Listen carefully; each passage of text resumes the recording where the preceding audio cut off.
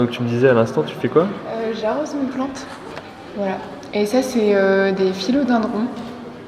Mais c'est pas les plus beaux des philodendrons. Les plus beaux des philodendrons, ils ont des formes un peu comme les vases.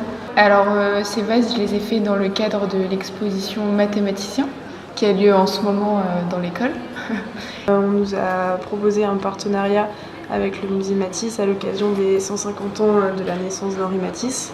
Donc on est allé visiter le musée, on a vu les œuvres que Matisse avait léguées, parce qu'il a participé à la création de ce musée 2 ans avant de mourir. Et du fait, on doit donner un peu un regard contemporain sur le travail de Matisse. Demain, il y a un jury qui va venir pour voir nos travaux, sur lesquels on bosse depuis septembre. Les pièces sélectionnées seraient exposées au musée Matisse, dans la galerie à côté. Si nos projets leur plaisent, on va aller exposer là-bas pendant 6 mois. Et en janvier, on commencera déjà à envoyer des textes, des photos, etc. pour leur catalogue, si on est pris. Là, on fait le montage de l'expo tous ensemble. Il y a de la réponse vidéo, de la photo, du volume. Je propose un volume avec des impressions 3D. J'ai pris un tableau qui s'appelle Le Lagon. C'est des découpes de papier. Et j'ai numérisé ce tableau et après j'ai extrudé les formes qui étaient un peu plus géométriques et plus du tout des courbes mais des lignes et je les ai imprimées en 3D. J'ai aussi changé les couleurs parce que j'ai utilisé les couleurs des impressions 3D. Lui il avait la palette de son époque, enfin les couleurs de son époque et moi j'ai les couleurs de mon époque avec ma palette et du fait ma palette c'est le fil pour imprimer en 3D. En l'occurrence je trouve que c'est des couleurs un peu plus fluo. Alors, l'origine de mon travail est une photo macroscopique d'une feuille d'arbre agrandie de façon considérable pour générer un motif végétal. C'est un travail de découpe sur un format de papier mesurant à peu près 2,30 m sur à peu près 5 mètres. Ce qui permet de soustraire des formes à l'aide d'un scalpel et créant ainsi une fragile dentelle de papier. J'attache une importance particulière à la dentelle car je suis nordiste, elle fait partie de mon patrimoine et c'est d'ailleurs pour ça que j'ai décidé d'appeler mon travail dentelle. Le travail réalisé met en lumière des détails imperceptibles mais qui ont toute leur importance. Le papier qui est à la fois rigide et fragile rappelle la matière végétale. C'était du coup comme une évidence d'utiliser ce matériau. Je vais ensuite parler un peu de Matisse. Donc, dès 1940, il dessine des végétaux. Il possède une grande quantité de plantes dans son atelier et il les observe beaucoup et il va faire vraiment une grande quantité de dessins de végétaux. La fin de sa vie est surtout consacrée à ses découpages. C'est quelque chose qui m'avait beaucoup marqué. J'avais trouvé intéressant lorsque j'avais visité le musée Matisse, Océanie la Terre et Océanie la Mer, pardon. C'était des grands formats et c'était plutôt impressionnant. Du coup à cette période il remplace le pinceau par les ciseaux pour développer une nouvelle technique qui va libérer petit à petit sa créativité et lui permet littéralement en fait de sculpter le papier, un peu comme ce que j'ai fait. Le blanc permet de ne pas orienter la perception et laisse libre cours à l'imagination. C'était important pour moi parce que j'ai remarqué que lorsque je découpais pendant de longues heures dans mon atelier, les gens qui passaient, ils me disaient « Ah tiens, ça me fait penser au système nerveux, ça me fait penser à des vaisseaux sanguins, tiens, il y a quelque chose de végétal, on dirait la cartographie d'une ville. » Ensuite, comme pour un végétal, dentelle ne peut exister sans la présence de lumière, elle est éclairée tout le temps. Elle évolue aussi en fonction de son éclairage. L'ombre crée de la profondeur, elle provoque une autre forme de dessin, mais cet éclairage donne de la vie à l'œuvre. J'habite juste à côté de Leucate, genre à 10 minutes, et depuis toute petite, moi je vais tout le temps à Leucate. Pour le musée Matisse, c'est un des premiers musées où je suis allée. Et du coup, quand là j'ai su le partenariat avec le musée, je me suis dit oh non, c'est pas possible, ça me poursuit quoi. Et je me suis dit, mais comment les gens ils vivent avec le musée autour, parce que c'est quand même un musée d'art moderne dans une petite ville. Et je me demandais comment ils vivent actuellement en 2018 avec ce que Matisse leur a laissé. Je suis allée dans les rues de Le Cateau et je leur ai demandé, j'ai joué un peu la touriste, et je leur ai demandé où je pouvais trouver Matisse. Ça me permet de voir un peu où se situe Matisse maintenant en 2018 dans la tête des gens. Il y en a, ils m'ont même répondu, Matisse, il est là-bas. Comme si c'était lui, vraiment lui, la personne qui était en bas de la rue. Et il y en a certains où quand tu leur demandes mais vous le connaissez, Matisse ? Ils te répondent Matisse qui ? Par ça, j'ai envie d'un peu d'inverser la tendance, et que quand on leur demande qui est Matisse, et que Matisse revienne dans l'esprit des gens et que ce ne soit pas uniquement les bâtiments. Un des 2 projets proposés consistait en des gravures qu'on a fait avec la découpeuse laser sur du carton et une vidéo sur écran. Et l'autre projet est une maquette qu'on a proposée pour proposer au musée des vitraux qu'on pourrait faire éventuellement chez eux s'ils nous acceptaient. Au mur, on a mis les gravures découpes, c'est des gravures et des découpes sur des planches en carton. Et à côté, un écran avec une vidéo. Voilà, donc en soi, c'est 2 pièces en une.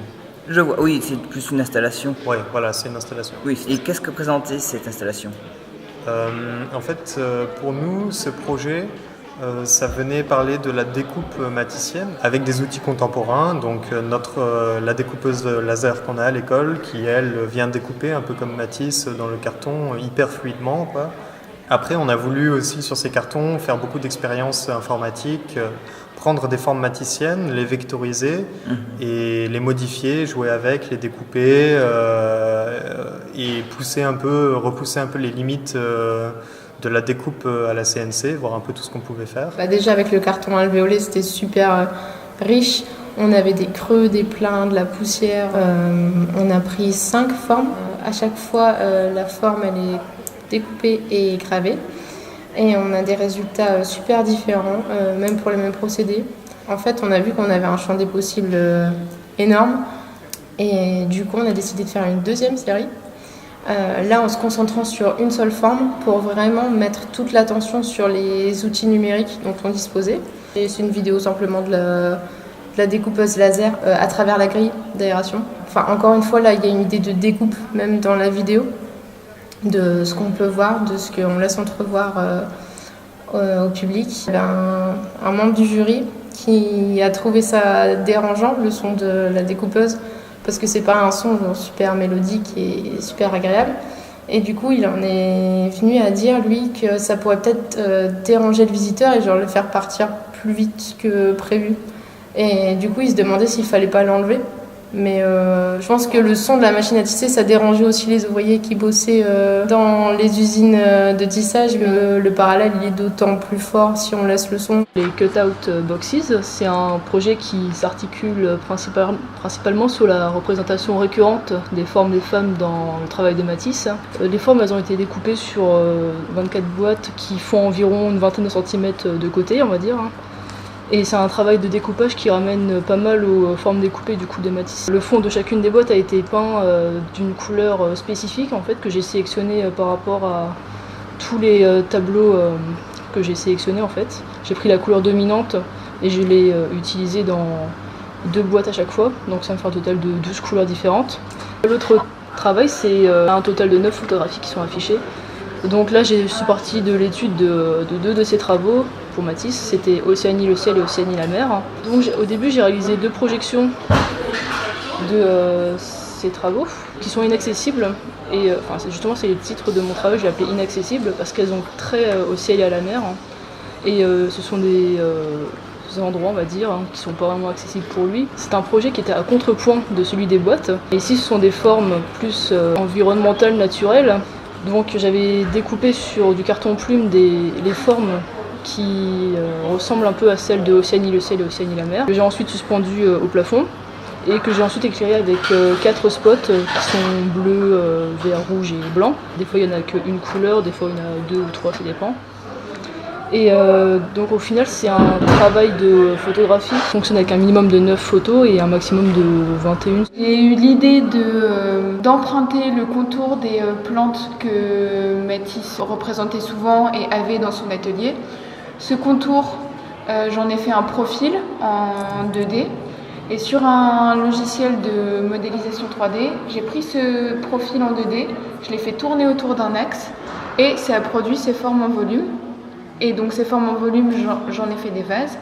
Ce que moi je trouvais intéressant dans ces vases, c'est que, alors déjà ils fonctionnent tout seuls en tant que vase, comme support de la plante, pour montrer quelles étaient les plantes que Métis appréciait et qu'il avait dans son atelier.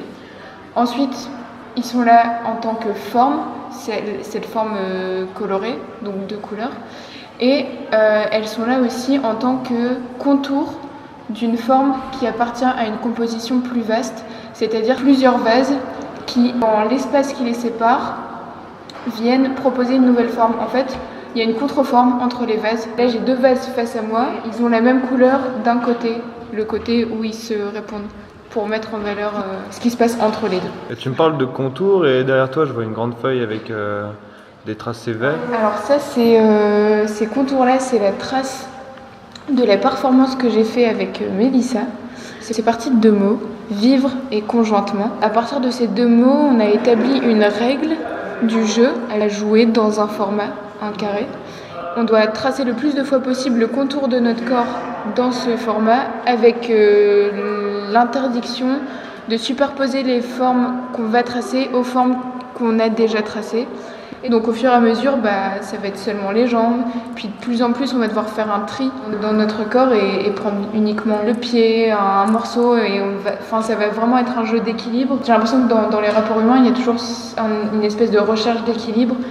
En fait, on s'est arrêté de jouer quand on avait l'impression qu'il y avait vraiment plus de place. Je sais pas trop encore pour moi qu'est-ce que ça veut dire dans une relation. Est-ce que dans toutes les relations, à un moment, il y a une espèce de saturation, ou est-ce que juste c'est plus une saturation, mais juste on a réussi à trouver un équilibre et donc on arrête de jouer parce qu'on se connaît tellement bien que fini de jouer, fini de faire un tri et on peut passer à autre chose. Notre projet, c'était en fait on a fait 2 bandes d'un dessin qu'on a scanné. Moi d'abord j'ai fait un dessin en fait très détaillé. Ensuite Marine et Amandine elles ont scanné. Elles l'ont agrandi sur Photoshop. Elles l'ont agrandi mais vraiment au maximum. Et ensuite elles ont d'abord vectorisé. C'est en fait pour traiter le trait du dessin. Et ça rend le dessin assez très net, propre. Et ensuite ce qu'elles ont pensé faire c'était de le pixeliser. Utiliser les pixels et on retrouve en fait dans le noir la couleur. L'ordi il cherche les couleurs qu'il y a dans le noir. Et du coup c'était assez intéressant de retrouver une gamme chromatique. Ce qu'on pensait faire c'était de réaliser une bande en fait de 7 mètres de long sur 1,10 m de large. Mais sinon ça serait de le mettre tout au plafond. Ça fera un prolongement en fait au sol, comme si la nature en fait elle suit un chemin. Elle sort du cadre en fait. Parce que quand on avait vu les peintures de Matisse, les collages, on ne voulait pas simplement le mettre au mur, mais que c'est un prolongement. Ça suit un chemin. Et sinon l'oral, ça s'est bien passé. Il y avait qui dans le jury? Il y avait une directrice d'école, une historienne de l'art Ouais. et le conservateur du musée Matisse. Et la directrice et Delphine.